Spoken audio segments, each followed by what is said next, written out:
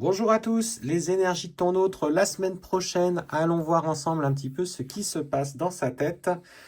Eh ben écoute, déjà ça commence. Il est en train de se demander, je pense à elle, ou je pense à lui, hein. Je sais que voilà, il y a des chasers aussi qui sont bien sûr masculins. Mais là, clairement, en fait, il t'a en tête et clairement, il a envie de revenir vers toi. Ce que je ressens, c'est que il y a quand même du manque de courage. Il se dit, là, j'ai envie de retourner la voir, mais comment je vais faire? Comment je vais faire pour pouvoir retourner? Parce que je sais que derrière, quand j'ai pris la fuite, je l'ai profondément blessé. J'ai été particulièrement maladroit, odieux pour certains, intransigeant pour d'autres. J'ai eu des mots très durs. Et en fait, clairement, aujourd'hui, il prend conscience qu'il n'a pas été cool, en tout cas dans sa façon de faire les choses. Pour certains, pas pour tous, hein, bien sûr, à l'heure actuelle. Et en fait, on sent hein, que du coup, c'est comme si de son côté, il avait, il avait cherché à t'oublier et qu'il avait de son côté également, pardon, je me répète, vécu certaines épreuves, certaines difficultés. Alors c'est comme si on lui avait dit, tiens, tu veux t'éloigner de la personne qui t'est destinée, on va te mettre tous les obstacles nécessaires pour que tu prennes conscience de l'importance qu'elle a à tes yeux.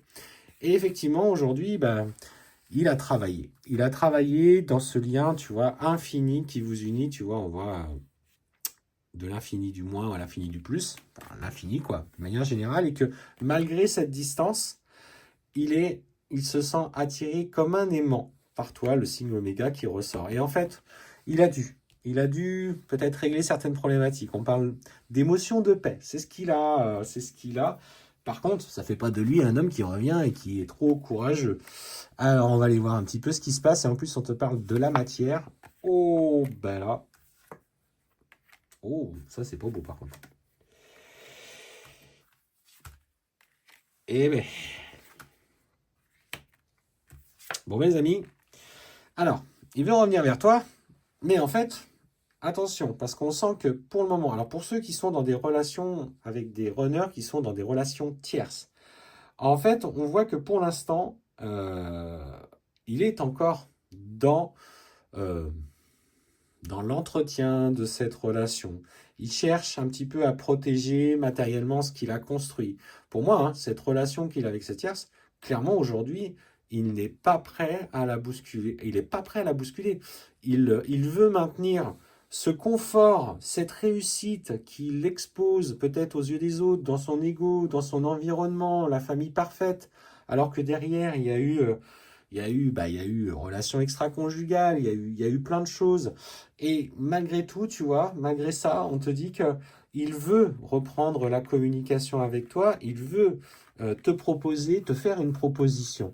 Cependant, on te dit notamment dans cet échange que tu dois aussi écouter ce qui vibre avec toi. Ne reproduis pas les vieux schémas. Tu as un runner qui tente de revenir, mais tu as un runner qui, en fait, n'a pas bougé. Il a trouvé une certaine forme de paix, il est en train de trouver des épreuves à titre personnel, mais il veut, en fait, à nouveau le beurre, l'argent du beurre, et en plus de ça, la crémière. Sauf que toi, aujourd'hui, clairement, tu essayes de construire tant bien que mal cet équilibre pour toi-même, et cette proposition va à nouveau te faire mal. Tu te dis, je pensais qu'il allait revenir pour quelque chose de sincère et de stable, et en fait, il n'en est pas prêt. Et finalement, moi, je me suis peut-être fourvoyé. Et en fait, ce qu'on me dit, c'est finalement, est-ce que c'est pas ça dont tu as besoin? C'est-à-dire que plutôt que d'être dans l'attente, de voir s'il revient, aujourd'hui, tu te rends compte que matériellement, même si émotionnellement il pense à toi, matériellement, il n'a pas changé.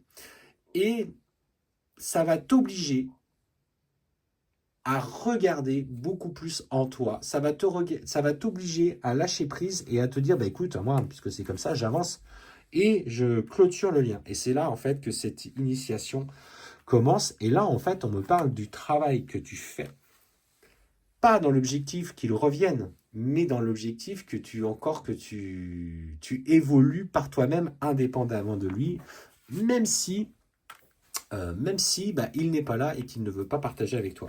Et en fait, c'est un nouveau contrat que tu passes avec toi-même parce que tu n'as pas le choix. Aujourd'hui, il te présente une situation qui finalement te remet dans les tourments du passé. Ça ne veut pas dire que pour autant, il va être heureux dans ce qu'il va faire. Pour l'instant, hein, vraiment, visiblement, son ego a pas forcément évolué, a pas forcément changé. Mais aujourd'hui, c'est toi pour toi. Et en fait, tu fais le choix conscient et résilient de l'écarter de ta vie. Et c'est finalement, c'est peut-être là que tu vas trouver le vrai lâcher-prise.